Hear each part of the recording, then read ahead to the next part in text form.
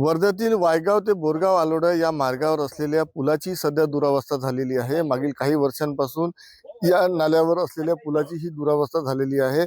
पुलाचा बहुतांश भाग नाल्याला आलेल्या पुरामध्ये वाहून गेलेला आहे आणि त्यामुळे या पुलावरून आवागमन करताना नागरिकांना अडचणींचा सामना करावा लागतो।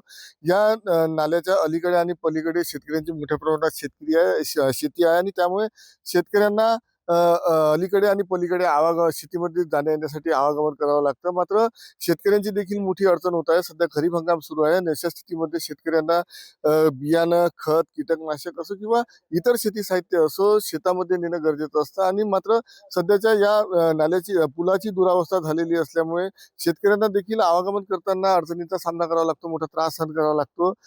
या भागातील असलेल्या काही गावातील विद्यार्थी सुद्धा या मार्गाने आवागमन करत असल्याचं सांगण्यात येतं। मात्र सध्याची परिस्थिती बघता या पुलावरून आवागमन करणे शक्य होत नसल्याने सर्व शेतकऱ्यांना तसेच विद्यार्थी आणि नागरिकांना देखील मोठा वळसा घेऊन या मार्गाने आवागमन करावं लागतं। एकूणच या पुलाच्या दुरावस्थेचा त्रास सर्वांना सहन करावा लागत असल्याचं दिसून येत आहे आणि या पुलाची तातडीने दुरुस्ती करावी अशी मागणी नागरिकांकडून करण्यात येत आहे। महेश गुंजाळ, TV9 मराठी, वर्धा।